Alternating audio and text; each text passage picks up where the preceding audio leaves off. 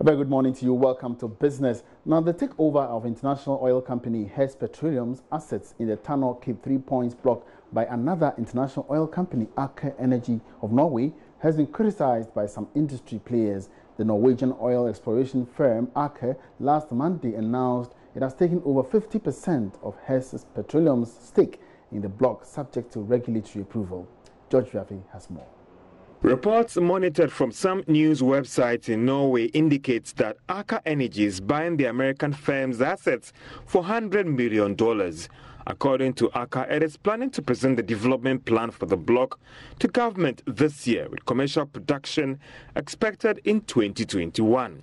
The block, which is located a few meters away from the Jubilee field, holds an estimate of 550 million barrels of crude oil. However, for some industry experts that Joy Business has engaged, they are questioning the circumstances under which Hess, the American firm, disposed those assets to the Norwegian company. That is, whether Hess first sought the permission from the Energy Minister and the Petroleum Commission, and even showing the oil data to an external party with an intention of selling it.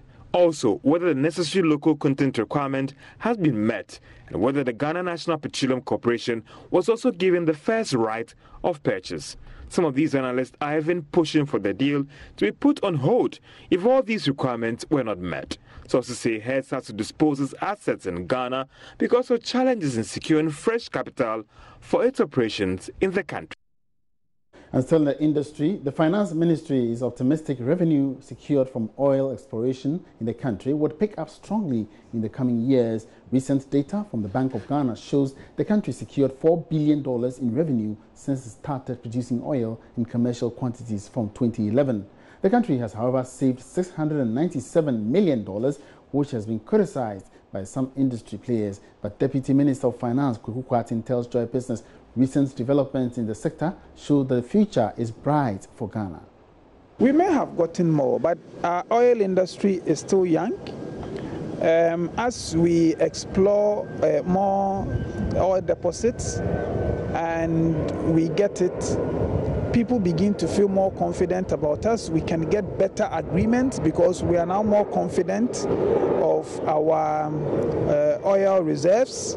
And so I am patient. We may have been able to get better, but the important thing is the things we do now so that going forward, we would address whatever challenges we had that got us to achieve less than we could have achieved. That is the important thing going forward. Finally, how is the IMF review meeting going? It's going well.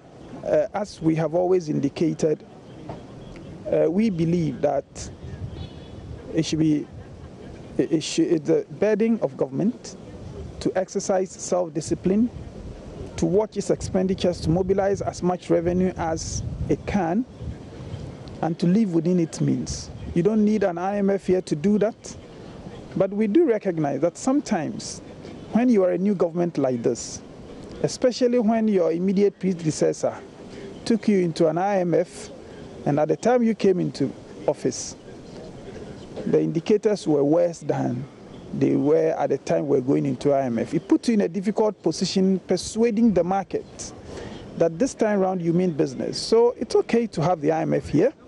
We will work with them up to the close of 2018 and hope that we are able to close this program on a positive note so that the market will be comfortable with our economy.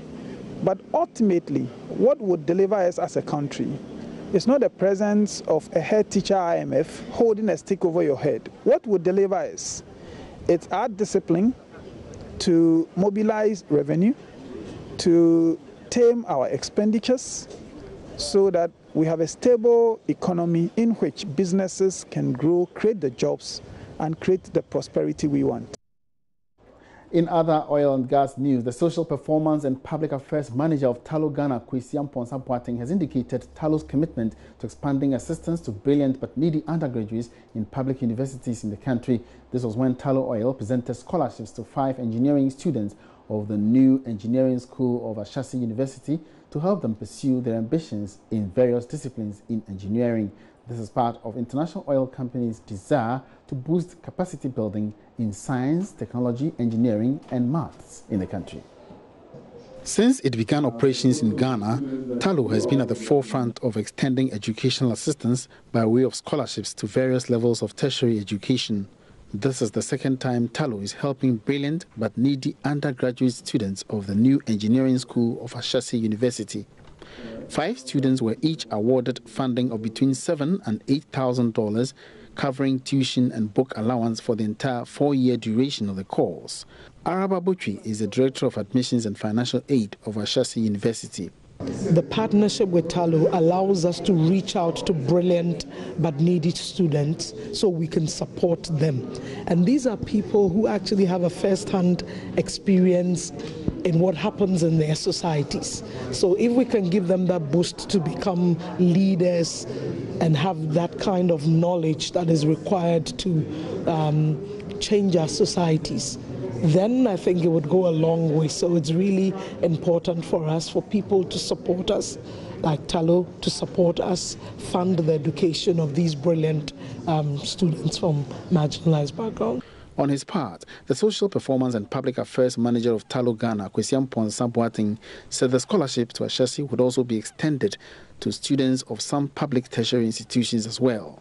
Scholarship it's graduated, it's for undergrads, it's a new engineering school. We've asked that we stagger it, so we start with 5 and end up with 10. It's to pay not just for their tuition, but for their upkeep. It's a whole scholarship covering maintenance and tuition.